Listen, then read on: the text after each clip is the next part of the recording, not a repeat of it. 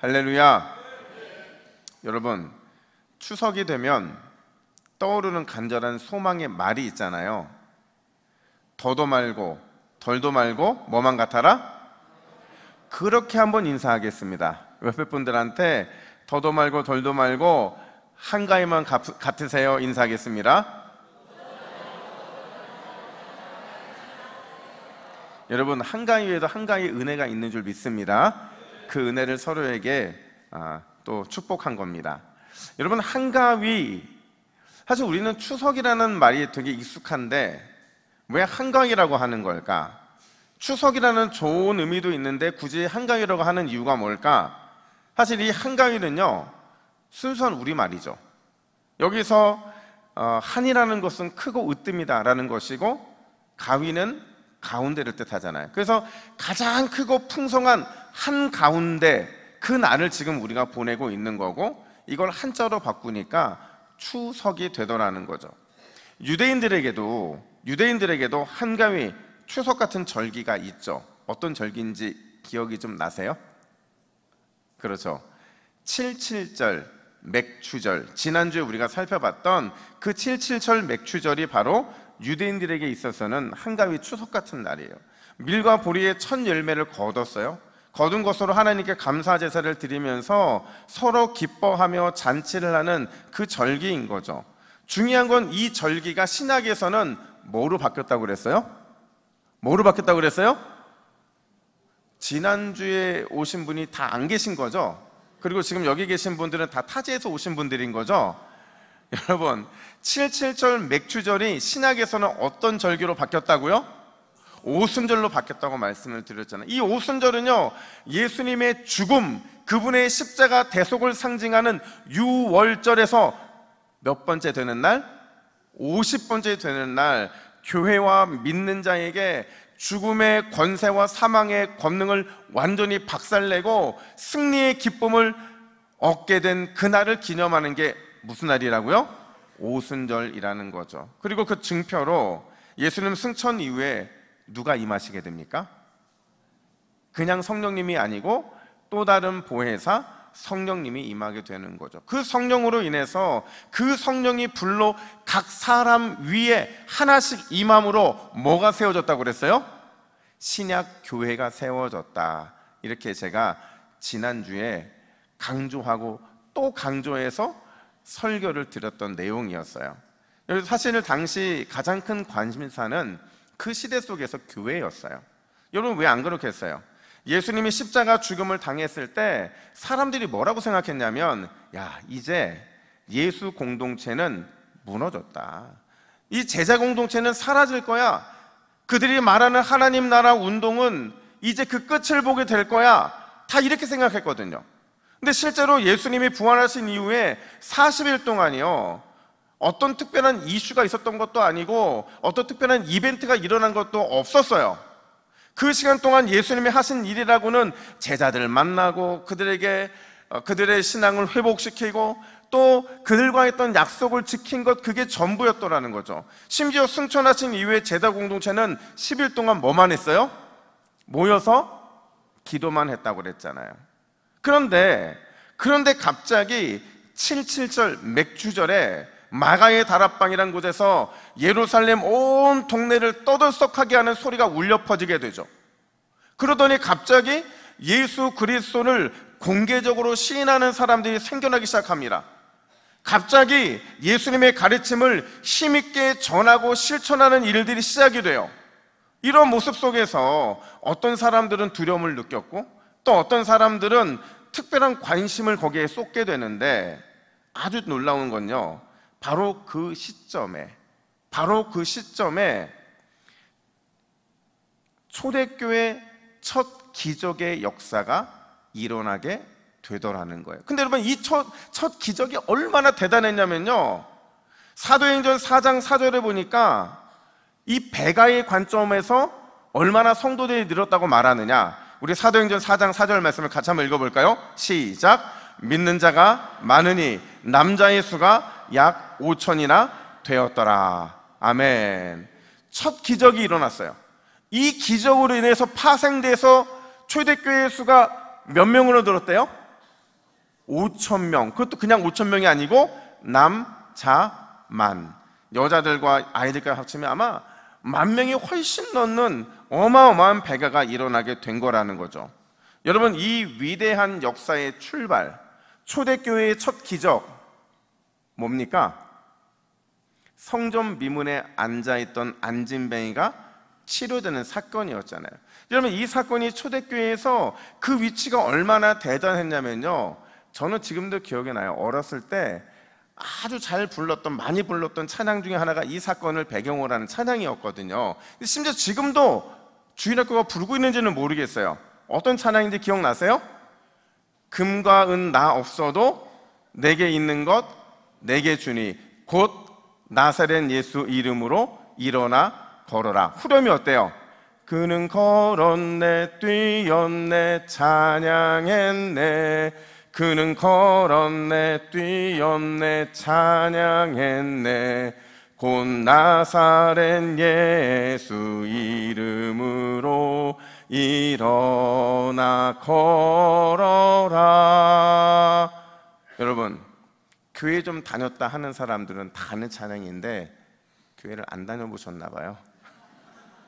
중요한 건, 그렇다면 여러분 이런 생각을 해볼 필요가 있을 것 같아요. 왜 초대교회 첫 기적이 굳이 이 사건이어야만 했느냐 하는 거죠. 그렇잖아요. 여러분, 이후 사도행전의 사건들을 보면 사도행전 앞부분만 놓고 보더라도 옥문이 열리는 기적도 일어났어요. 이 바울이 다메섹 도상에서 예수님을 만나 변화되는 기적도 일어났어요. 베드로가 애니아의 중풍병을 고치고 죽은 도르가를 살려내는 기적도 일어났죠. 정말 다양한 기적, 다양한 사건들이 많았음에도 왜 굳이 오늘 이 사건이 초대교회의 첫 기적이 되어야만 했던 걸까? 그 이유는요, 이 기적이 앞으로 세워져 나가게 될 초대교회의 정체성, 그들의 존재 이유가 무엇인지를 보여주고 있더라는 거죠. 여러분, 하나님께서 오늘 본문의 기적을 통해 말씀하고자 하시는 교회의 존재 이유, 그 정체성은 과연 뭘까요? 나아가서 오늘을 살아가는 우리는 교회라고 그랬잖아요. 우리가 세상에 드러나야 하는 저와 여러분들의 존재의 이유와 정체성은 과연 무엇이냐? 오늘 그걸 좀 두 가지 면에 살펴보면, 첫 번째로 한번 따라할까요? 교회는 그리스도 예수를 보는 창문이다. 우리가 뭐라는 거예요? 창문이라는 거죠. 여러분, 창문의 역할을 잘 아실 거예요. 기능적인 면에서 보면 창문은요, 외부와 내부를 완전히 구분시키죠. 더위와 추위, 눈과 비, 적과 아군, 다양한 이런 외부의 악조건들을 막아내고 보호하는 게 창문의 역할이에요. 이게 기능적인 역할이죠. 근데 우리가 주목해야 될 것은 창문에 이 상징적인 역할이 있는데 분명히 막혀 있어요. 분명히 막혀 있는데 상징적인 관점에서 이 창문은 어떤 의미가 있느냐? 바로 소통의 의미가 있더라는 거죠. 내부와 외부가 닫혀 있음에도 투명한 창문을 통해서 소통하는 것, 그게 바로 창문이 보여주고 있는 상징적인 의미라는 거예요. 자, 그 관점에서 우리 그리스도인들은요, 여러분, 주님을 위한 창문이에요. 동의하세요? 저와 여러분들은 주님을 위한 창문인 거죠. 교회는 주님이 세상과 소통하기 위해 만든 영적인 창구라고 말할 수 있는 거예요. 이 창구를 통해서 세상은 누구를 아는 거예요? 하나님을 알죠. 예수 그리스도를 아는 거예요. 하나님이 어떤 분인지, 그분이 얼마나 놀라운 일을 하셨는지, 심지어 그분이 우리를 얼마나 사랑하시고 그분이 싫어하는 것이 무엇인지, 세상은 교회를 통해 하나님을 알고 그분을 믿게 되는 거죠. 그래서 각각의 교회인 우리와 교회로 모인 이 공동체가 굉장히 중요한 겁니다. 오늘 본문에도요, 그 창구가 등장하는데 누구냐? 바로 베드로와 요한이에요. 아마도 베드로와 요한은 평소와 다르지 않게 기도하기 위해서 성전을 향해 가고 있었을 거예요. 이들은 성령을 받았기 때문에 더욱더 기도하고 싶은 마음이 막 샘솟을 거라는 거죠. 늘 그랬던 것처럼 그들이 성전으로 갈 때에 그들의 눈에는 다양한 사람들이 보였을 거예요. 특별히 누가 보였느냐? 2절 말씀을 같이 한번 볼까요? 2절입니다. 시작. 나면서 못 걷게 된 이를 사람들이 메고 오니 이는 성전에 들어가는 사람들에게 구걸하기 위하여 날마다 미문이라는 성전문에 두는 자라. 아멘. 여러분, 세 가지 정보를 주목하세요. 첫 번째, 그는 선천적으로 걷지 못하는 사람이었대요. 두 번째, 누군가에게 의존할 수밖에 없는 인생이었다는 거죠. 세 번째, 구걸하는 게 그의 생존의 유일한 수단이었다는 거예요. 그러니까 이게 순차적으로 이루어진 겁니다. 선천적으로 걷지 못하니까 누군가에게 의존할 수밖에 없고, 당연히 구걸밖에는 그가 살 방법이 없었던 거예요. 근데 여기에 한 가지 숨겨진 정보가 더 있어요. 그게 뭐냐면, 다시 2절 하반절 보니까 이렇게 말해요. 날마다 미문이라는 성전문에 두는 자라. 여러분, 미문이라는 성전문에 두는 자라는 게 과연 뭘 의미하는 걸까요? 이건요, 어쩌면 그의 마음의 간절한 소망에 대한 표현일 수 있겠더라는 거죠. 뭐냐면 그도 예배하고 싶었던 거예요. 매일 성전 미문, 그 미문 앞에서 그 문으로 들어가는 사람들을 보면서 나도 예배하고 싶다, 나도 저 사람들처럼 하나님께 예배하면 얼마나 좋을까, 이런 마음이 있었지만, 그러나 그는 절대로 자발적으로, 자력으로는 예배할 수 없는 그런 사람이었던 거죠. 분명히 미문만 넘으면 마음껏 예배할 수 있는 환경이 열리는데 그게 불가능했다는 거예요. 자그마치 얼마나 그 정도의 시간을 보냈느냐, 4장 22절에 보니까 그가 40년 이상을 그랬다라고 말하는 거죠. 바로 그 상황에서 오늘 베드로와 요한을 만나게 되는데, 자, 여러분, 질문. 여러분, 그 사람과 베드로와 요한이 오늘 처음 만났을까요? 오늘 처음 만났을까요? 아니죠. 분명히 어제 그 기도 시간에도 만났을 것이고, 그제 그 기도 시간에도 만날 것이고, 미문으로 성전에 들어갈 때마다 그때마다 봤던 사람이었을 거라는 거예요. 그럼 또 하나 질문. 그러면 성전 미문 근처에 이 안진뱅이 한 사람만 있었을까요? 혼자 앉아서 성전으로 들어가는 모든 사람들에게 독점적인 구걸을 했겠느냐 하는 거죠.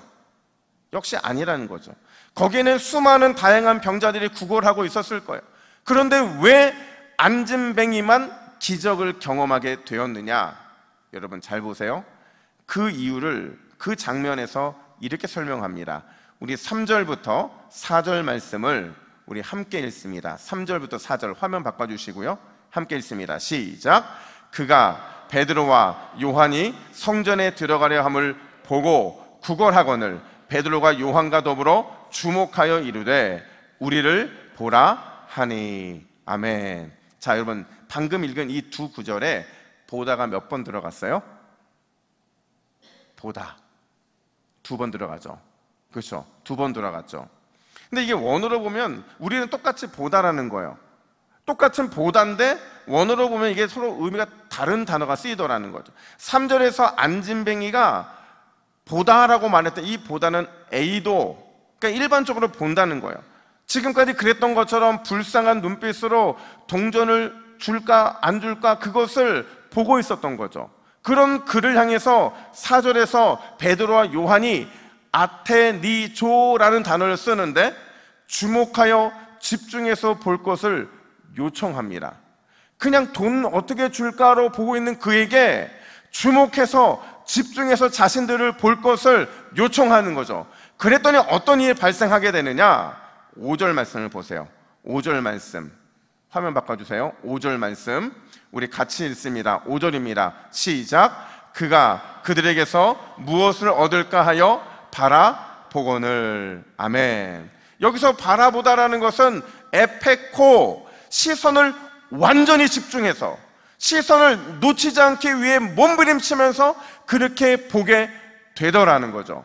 근데 중요한 건 바로 그때 그 최선을 다해서 이전과 다른 봄으로 바라보고 있는 그를 향해서 베드로가 뭐라고 말하냐? 6절에 보니까 은과 금은 내게 얻거니와. 자, 여러분, 요청하는 대로 그렇게 집중해서 봤어요. 근데 요청해서 봤더니 베드로가 뭐라고 말을 해요? 나 은 없고 금 없어. 마치 발을 빼듯이. 얼마나 그 순간 이 안진뱅이가 실망했겠냐는 거예요. 기대하는 눈빛이었고 집중하는 눈빛이었는데 그 눈빛이 한순간 실망하는 눈빛으로 변했을 거라는 거죠. 근데 이어지는 말이 뭐냐? 뭐라고 말하느냐? 우리 같이 읽습니다. 시작. 내게 있는 이것을 내게 주노니 나사렛 예수 그리스도의 이름으로 일어나 걸으라. 할렐루야. 자, 여러분, 내게 있는 이것이래요. 내게 있는 이것. 베드로와 요한의 지금 내게 있는 것이라는 것, 그 앞에서 나를 보라고 했잖아요. 근데 이 안진뱅이가 보고 있거든요. 뭘 봤을까요? 그들의 얼굴을 봤겠죠.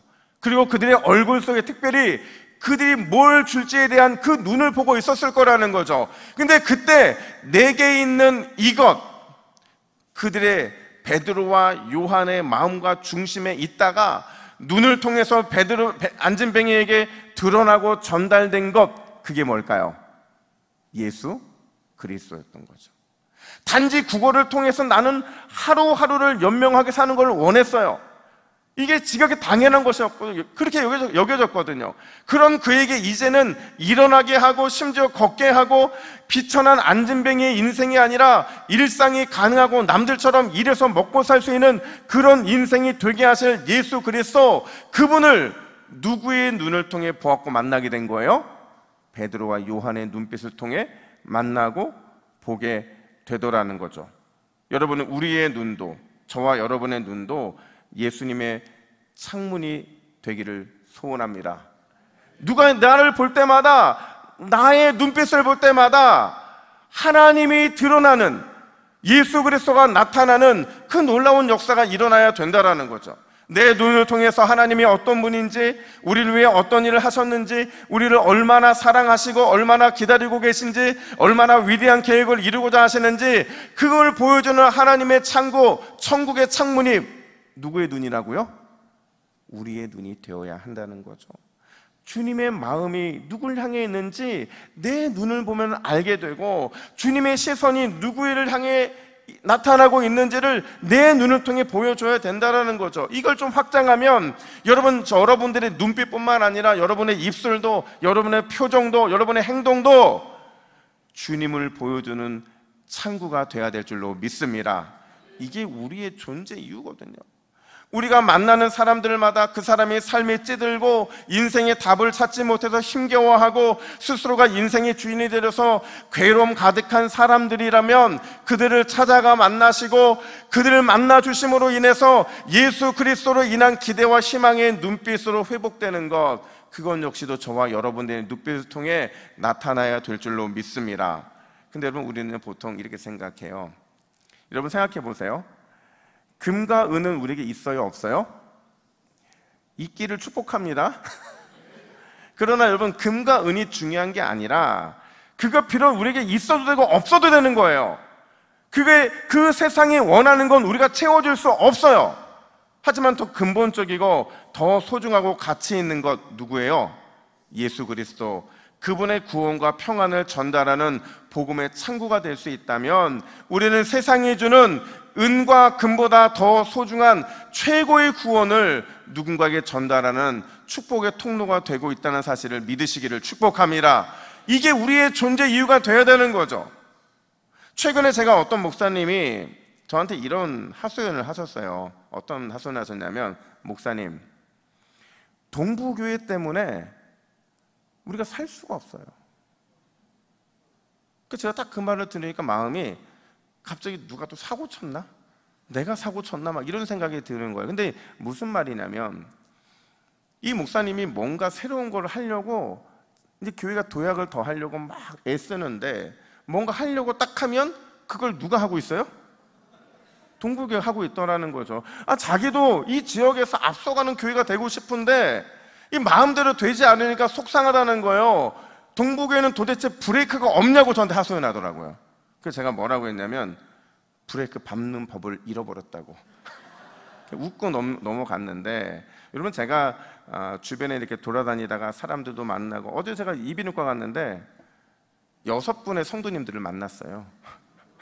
2분의 장결자와 4분의 성도들을 만났는데, 그분을 만나면서, 근데 이런저런 사람들이 얘기 듣다 보면 동부교회 성도님들의 표정이 참 밝대요. 그리고 성도들이 참 건강해 보이는데요, 이렇게 말하시는 거죠. 근데 기분 좋으라고 하는 말일 겁니다. 근데 여러분 잘 생각해 보세요. 아닌 땡 굴에 연기 나요, 안 나요? 안 나죠. 여러분들의 선한 눈빛이, 여러분의 따뜻한 말이, 여러분의 행복한 표정이 소문이 됐기 때문에 이런 칭찬도 우리가 받고 있는 줄 믿습니다. 바로 그거죠. 여러분, 비록 세상에 줄 수 있는 은도 금도 우리에게 없고 줄 수도 없어요. 하지만 여러분들의 눈빛, 여러분의 말과 표정을 통해 예수 그리스도의 구원과 평안이 전하여질 때 우리는 그 사명을 잘 감당하고 있는 줄로 믿습니다. 이 귀한 복음의 창구 역할 누가 감당해야 됩니까? 이 복음의 창문 역할 누가 감당해야 돼요? 저와 여러분들이 감당해야 되는 거죠. 여러분, 이 사명 끝까지 잘 감당하시기를 주님의 이름으로 축복합니다. 두 번째로 우리 따라합시다. 나는, 교회는 세상을 놀라게 하는 산 위의 존재다. 자, 여러분, 예수님께서요, 교회를 향해, 믿는 우리를 향해서 이런 존재가 되라고 말씀하셨어요. 어떤 존재가 되라고 말씀하셨느냐? 마태복음 5장 14절 말씀을 우리 같이 한번 읽어볼까요? 시작! 너희는 세상의 빛이라. 산 위에 있는 동네가 숨겨지지 못할 것이요. 아멘. 여러분, 저 높은 산 위에 빛이 발하는데 그거 감출 수 있어요? 감출 수 없어요? 우뚝 솟은 산에 빛이 막 퍼져나오고 있는데 세상의 이목과 관심에서 제외될 수 있어요? 없어요? 없죠. 절대 그럴 수 없죠. 교회가 그런 존재라는 겁니다. 예수 믿는 성도가 된다는 것, 예수 믿는 교회가 된다는 것은 마치 산 위에 있는 빛과 같은 존재라는 거죠. 어떻게 하든 사람들의 주목을 받을 수밖에 없고 어떻게든 존재의 영향력을 발할 수밖에 없다는 거예요. 오늘 이 사건도 그런 거죠. 단지 여러분 병자 한 명 고쳤을 뿐이에요. 단 한 사람의 인생이 터치됐을 뿐인데 어떤 놀라운 일이 벌어지게 되느냐. 9절 10절 보세요. 우리 9절과 10절 말씀 함께 읽습니다. 시작! 모든 백성이 그 걷는 것과 하나님을 찬송함을 보고 그에게 일어난 일로 인하여 심히 놀랍게 여기며 놀라니라. 아멘. 그럼 모든 사람들이 안진뱅이가 걷고 뛰고 기뻐 찬송하는 걸 보면서 어떻게 됐대요? 심히 놀라고 또 놀랬대요. 이걸 원어로 보면 삼보스 엑스타시스거든요. 삼보스 엑스타시, 심히 놀라고 또 놀랐다.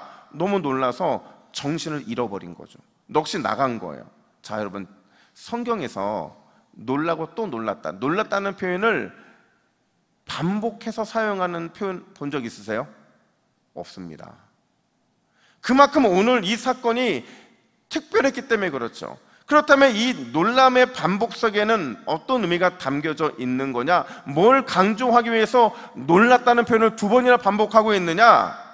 이 말의 의미를 알려면 베드로가 했던 이 말을 이해해야 되는데, 사람들이 이 안진뱅이가 일어난 걸 보면서 베드로가 요한을 주목했다고 말을 해요. 근데 이 주목 앞에서 베드로가 뭐라고 반응하느냐? 12절 말씀 같이 읽습니다. 시작!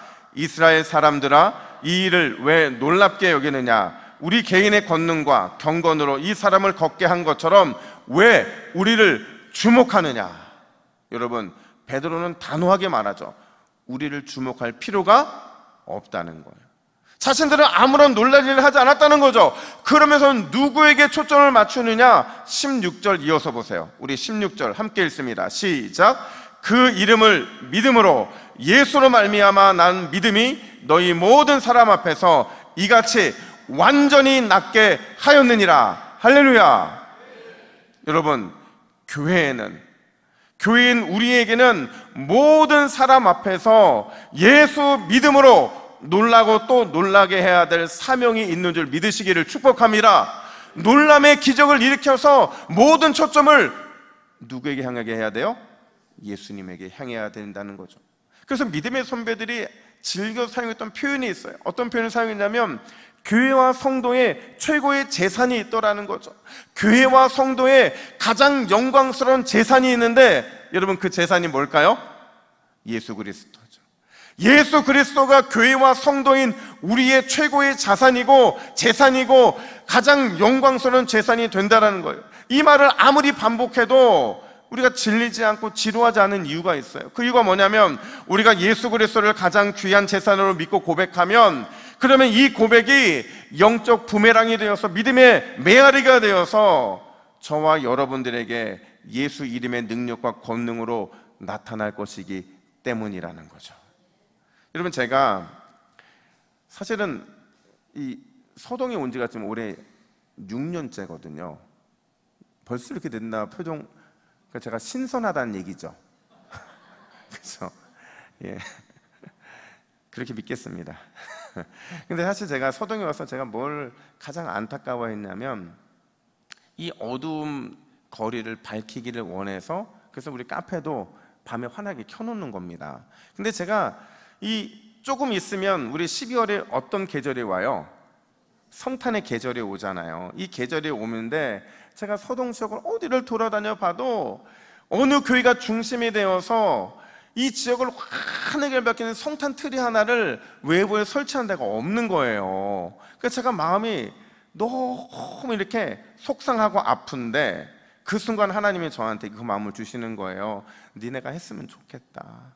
그래서 제가 6년 동안 그냥 크리스마스를 보낼 때마다 아니야, 올해는 우리 교회만 더 환하게 비춰도 이것만 해도 괜찮아 그러고 왔는데, 그냥 제가 늘 그런 마음이 있었어요. 언젠가는 우리 교회가 큰 성탄목, 그 성탄목을 미로시장 입구에 세워서 오며 가는 모든 영혼들에게 이 성탄의 기쁨을 밝히리라, 예수 탄생의 소망을 나누리라 하는 이 꿈을 지금 아직 준비 중에 있네요. 될지 안 될지 모르겠어요. 근데 그 꿈을 올해도 꾸고 있는 거거든요.